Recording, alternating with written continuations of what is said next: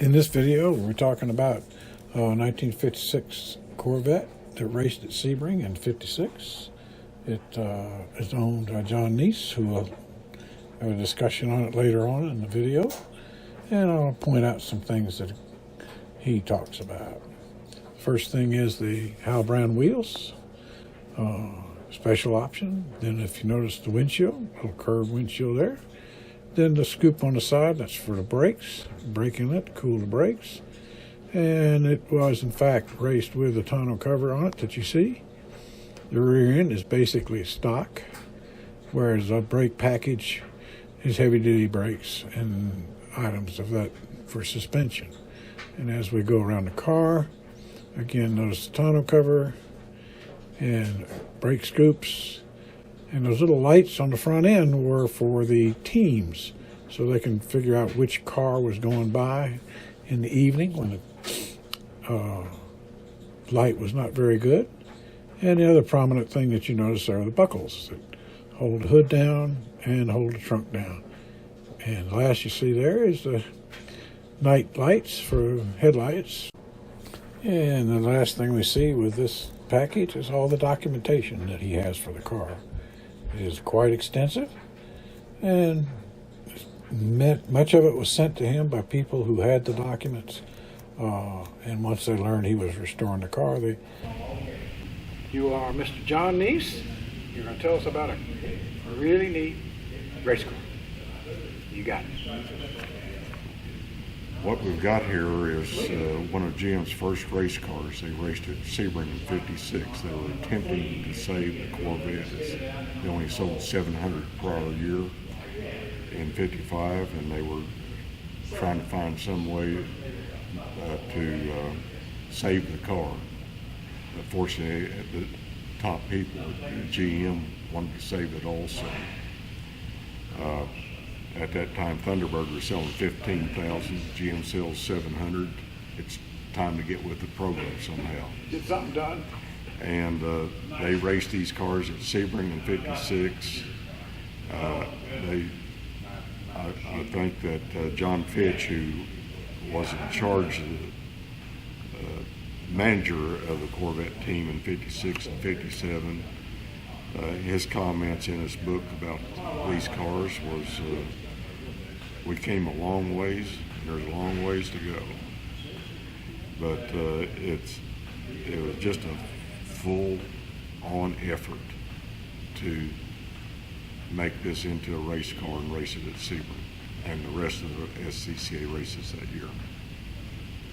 Well, this was their prototype to develop some cars that could be run in SCCA then. Yes, these cars in SCCA had to run C-modified production, which is where all the English and Italian hot rods ran.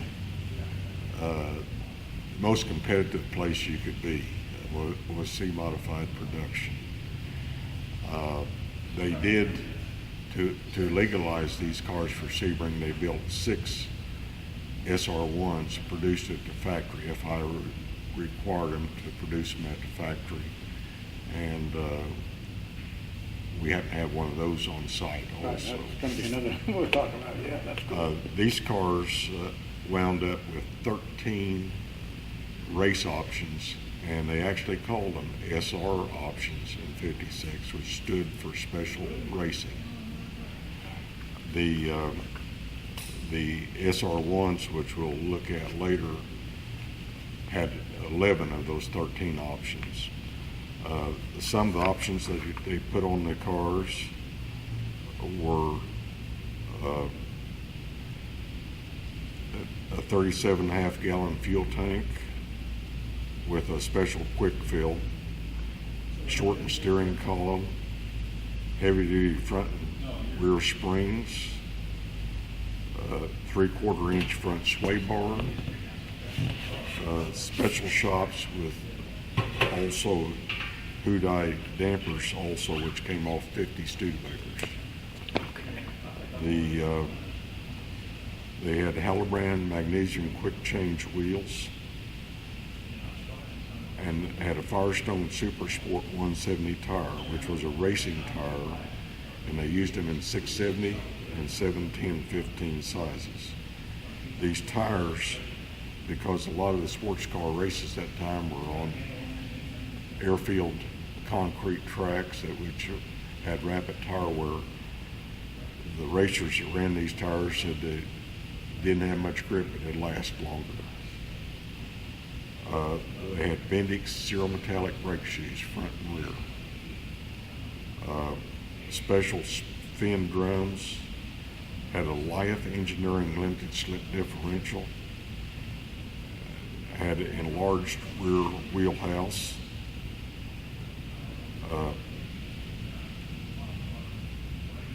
had a small plexiglass windscreen and side canopy cover.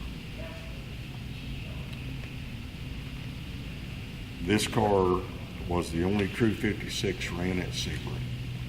Serial number is? The serial number is number 9. It was delivered through Don Allen Chevrolet in Miami, driven to Sebring by Frank Burrell, who was an engineer but also was the chief mechanic on the Sebring effort in 56. The car was converted over with the various race options. That was done at Sebring? Yes. It was, to the best of my knowledge, built in the hangar at Sebring. And GM would fly in parts every few days for these cars for this effort. I believe they flew them into Tampa so they'd drive them on down to Sebring. At that point, there's no reason they couldn't have landed at Sebring that I know of, and maybe they did. How much effort did Duntov actually do at the races themselves? To the best of my knowledge, I've got a picture of him driving one of the cars, but very little. And that was a thorn in the side between him and Fitch.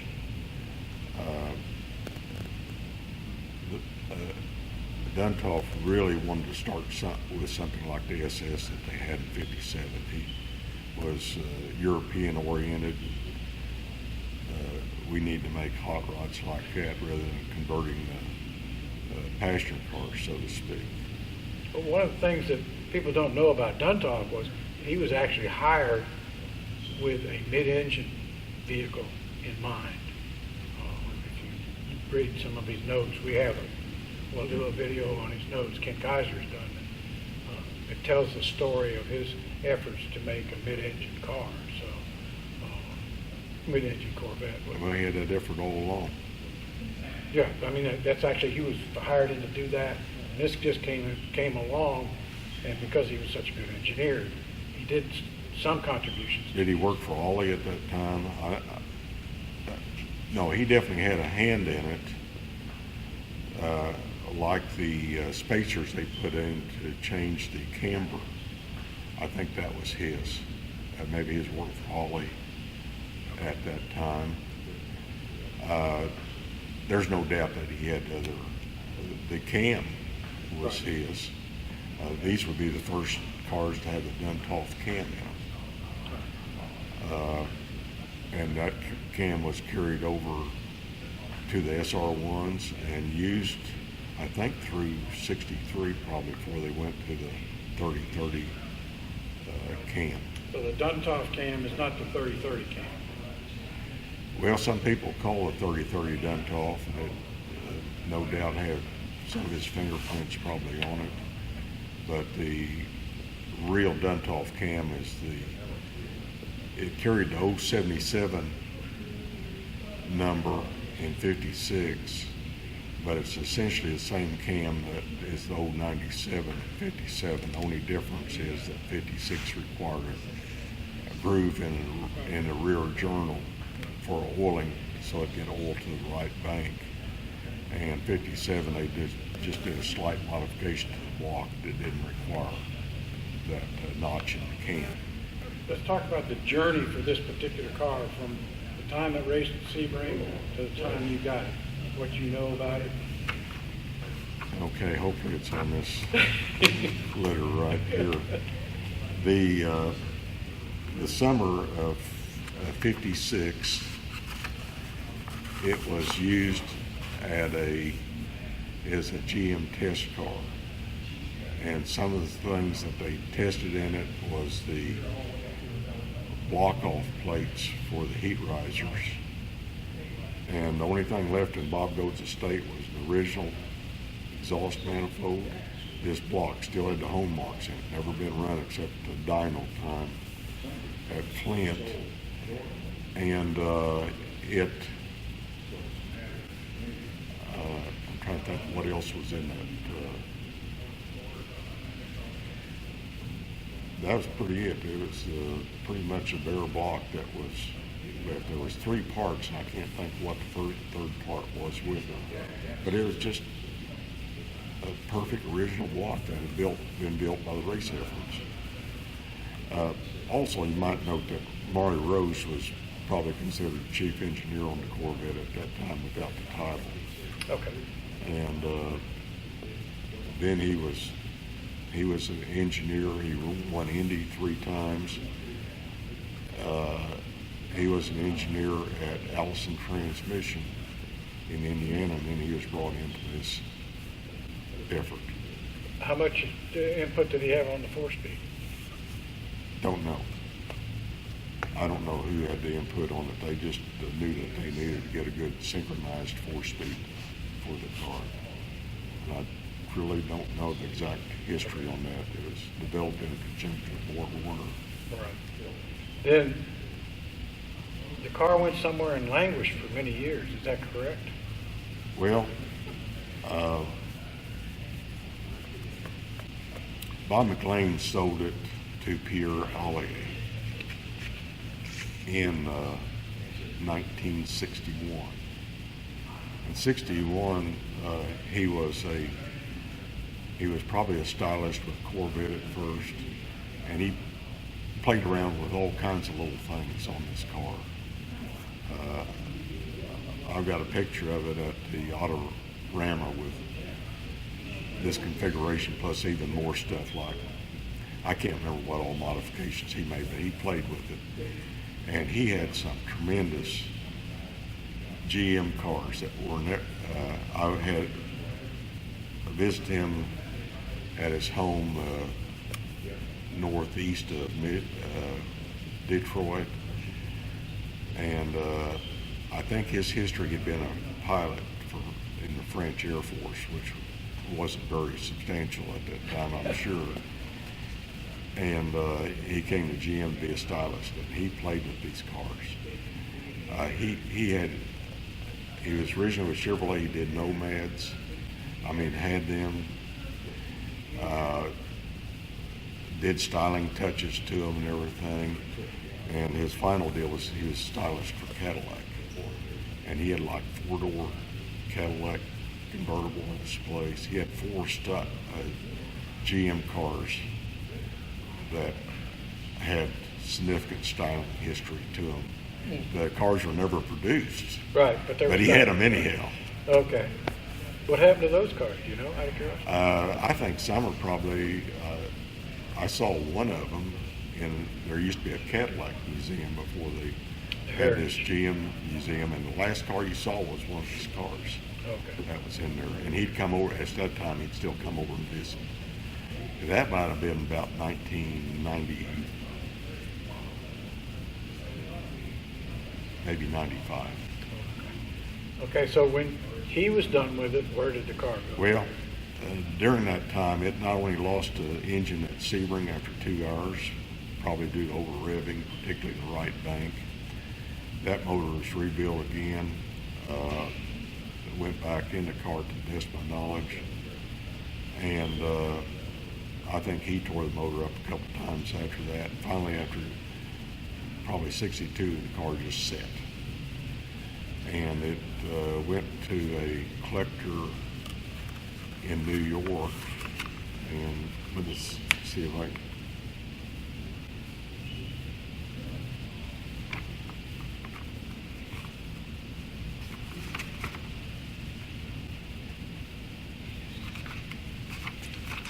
What you don't see here is on his left, there are 1, 2, 3, 4, 5, 6, 7, 8, 9, 10 file binders and a cardboard box full of documentation that is probably all rolling around in his head somewhere, but he still has to refer to some notes.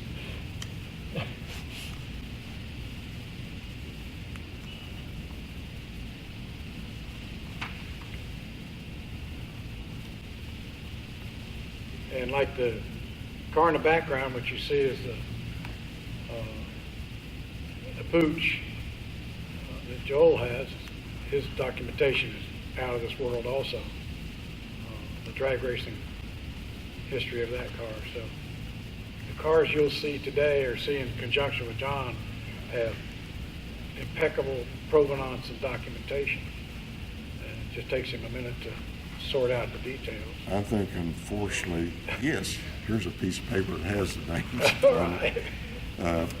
The subsequent owners were Don Gage in New York, and at that time, Bill Locke He owned saw that the car? styling order number on the firewall and said, "This is a significant tire." Oh, And the next person that owned it was Rick Carroll in Florida, who had a substantial car collection. I think he died in a car wreck probably around 86. After that, it went to Frank Buck in Pennsylvania, and I bought it from Frank when he was getting out of Corvettes for the first time, substantial collection. And he's back into Corvettes and racing them at this time. So. Recount the story of the Frank Buck purchase and what all the stuff that you got from him in addition to what we see in the background. Well, Frank was getting out of the Corvettes. He had a number of airbox cars. Airboxes were his love, and that's what him and his son are racing at this time. It was at Amelia Island this year. But he and Dick Robson had restored a number of the airbox cars, very fluent at them. They knew what was real and what wasn't. And they were early on that hobby right there. Bill Roach restored probably the first one. It showed up at Cypress Gardens. That was the first 57 that was finally completed. But shortly thereafter, Frank and Dick were restoring a number of them. They were involved with it. Okay. When you got the collection of cars, parts, whatever from him, there was a lot of things in a different place. Yeah, there's a lot of confusion at that time, and the players in the hobby, when Frank was invited to bring the Sebring car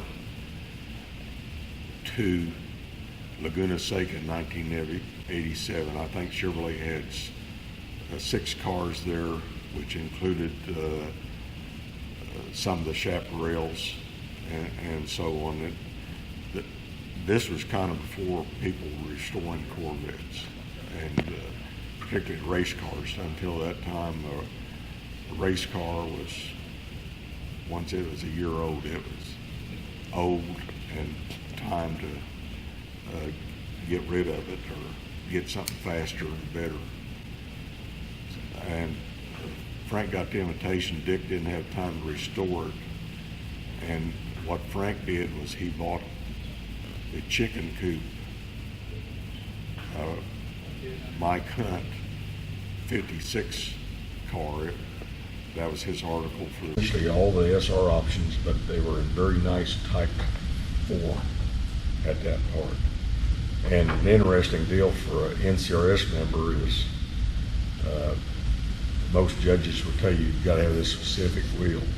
Well, in here it shows what hub and what rim can be used on a production 56 Corvette, and there's at least 5 different combinations of hubs and the rim that can be used, plus it lists the Howell brands which they were used, plus the spinners.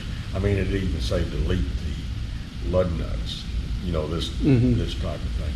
And the hubs were different.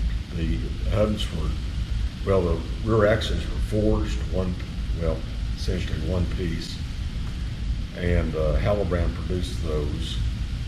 The front hubs, I don't know who produced those, but they were different because these did not use an adapter like the mid-years did. The pins to fit in the Hallobrand wheels were part of the axle assembly. Now they were bolted onto the axle assembly, but it was part of these spokes. And so it's just a completely different setup than what the production. Did they have any trouble with the Hallobrands with the knockoff portions coming off? Oh, I'm sure they did, because at the race, they even had arrows to show which way you took them off. Right. Which hopefully the guy that could take them off would know that you do the opposite way to get them back on, because the left and right had different Correct. directional Threads. threads. And but no, they had arrows for how to take them off, and it had written OFF, so that I think they used a number of mechanics that were local from Chevrolet dealers and what have you, and knockoff axles was not a. How'd you come to get these particular wheels? They came with the car. They did come with the car. They may or may not be the ones that ran at Sebring, because this ran subsequent races. But these wheels are different from what you'll find on the production SR1. The spokes do not come all the way across, and there was a weak point on the wheel, and they strengthened that. Hit Hallobrand straightened that to give it more strength on the production SR1s, which were made around May, June of '56. So these wheels were done in 55 or early 56? Well, I don't know when Hallobrand made them, but they were for this effort. Okay. And also another thing you'll notice on these wheels is it's got the screws that come out on the inside that are visible. And that's to put the wheel weights on it to balance the tires and wheels. So they screwed the weights on basically? Yes. Wow. And then probably the weights were something like this, the nuts that you put on those screws. Those are the original rims. Those are not the original spinners. The SR1 does have the original wheels and spinners that came from the factory in St. Louis. So you said earlier, I think 11 of the 13 SR modifications went Yes, from the and racing one of them to being the large tank. Okay. They did not put that in the SR1s? SR1s. I've got the build order somewhere on that. They specify 6 cars to be built at St. Louis to satisfy, and they call it 1956 competition type Corvette. And they were all Official 56 designation. VINs? Yes, and they're probably within, I have to remember back, but they were probably within 25 to 50 numbers together.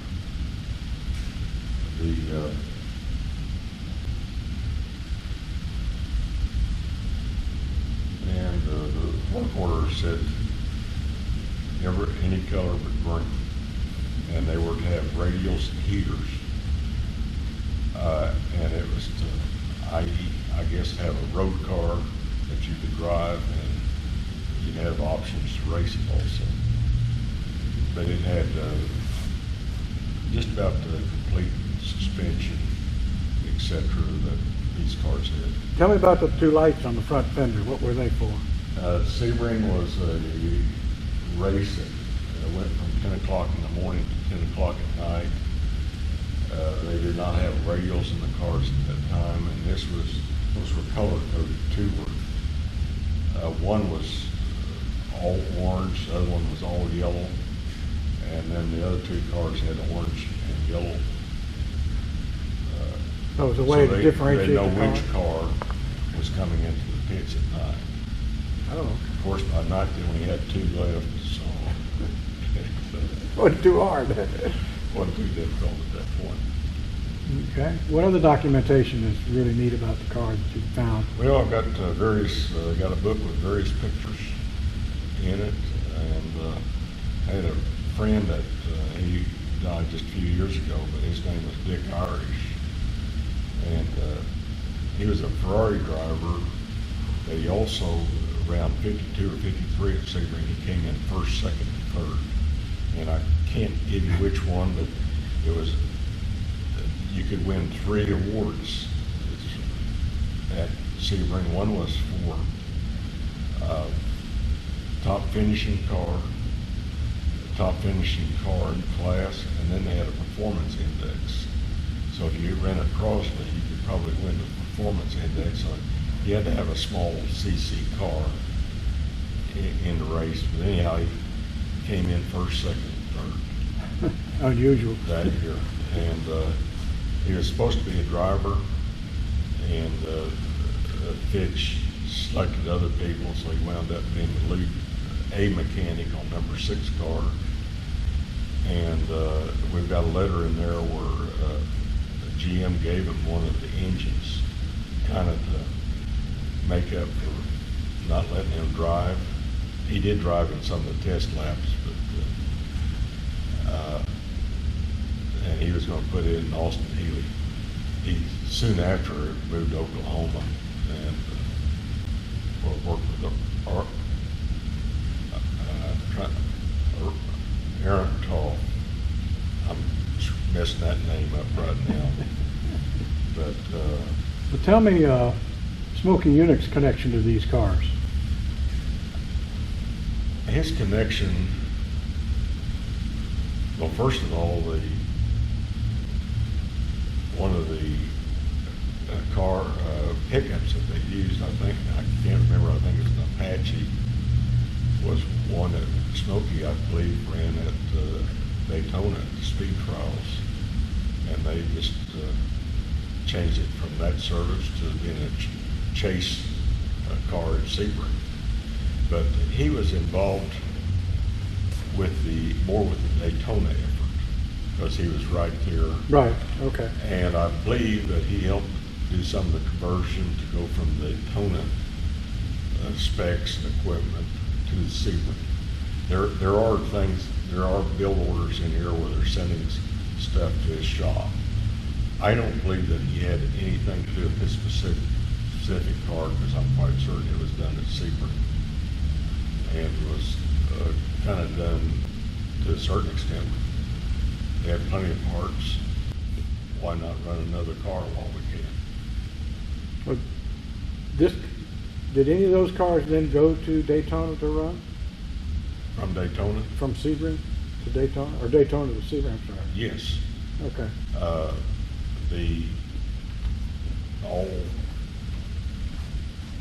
There's only 2 cars that didn't run it.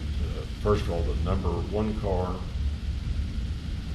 ran at Daytona. That was the one that Duntoff drove with a fin on the back. Then the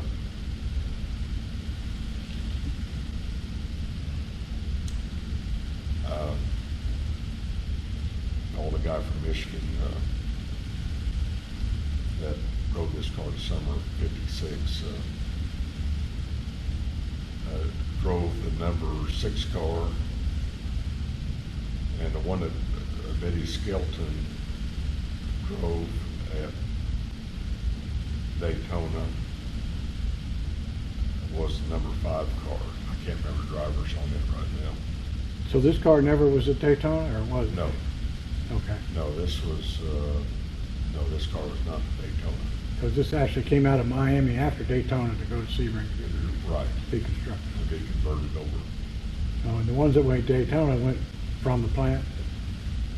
Well, the Daytona cars were pretty well set up at probably Warren, Michigan. And the number 1 car used a prototype body, and the number 5 and number 6 car had bodies, just the bodies were sent from the factory probably in late 55 to, I believe, Warren, Michigan, to be converted into race cars. And all of those are 55 frames? That's correct. And then there was a quote, private entry, which wasn't all that private. It was a 55 car from General Motors that somewhere along the line got a 56 body put on it. And it was the number 3 car. That's one that Kevin McKay had restored here a few years ago. It was blue and he got American Heritage with that at Kansas City. Same time that we got American Heritage with this one. And the Bob Rosenthal Mark Henry 57. Virtually all the early cars that you have been American Heritage recipients, correct? Well, I've got 2 that are American Heritage, and then I've got the SR1 is a top flight car, got top flight of Florida. And it's also an American Heritage? No, Oh, you haven't done that? no. Which you Well, probably you're could not do. supposed to be able to do both. Oh, really? If you got a top flight, you shouldn't be able to get American Heritage. I don't know what the rules are now on it. Okay. That's what they were. Okay. So, I was going to ask you, how many hours you got in the documentation on this thing? There's no way to count. Oh, Look at- years. I mean, obviously not every minute or what have Right. you, but, and there's still a little bit coming in once in a while. Right. The experts on the documentation side of this are probably you and, Ken Kaiser and who else? Lauren Munberg? Lauren definitely would be. Lauren? Does he have a car? He's got one of the 60 Le Mans Corvettes. Oh, he does? Camerati car. Oh, the Camerati car, okay. Well, anything else you want to add about that car? Well, not at the current time. We'll probably think of something. We may add an addendum to it, okay, Yeah. let me.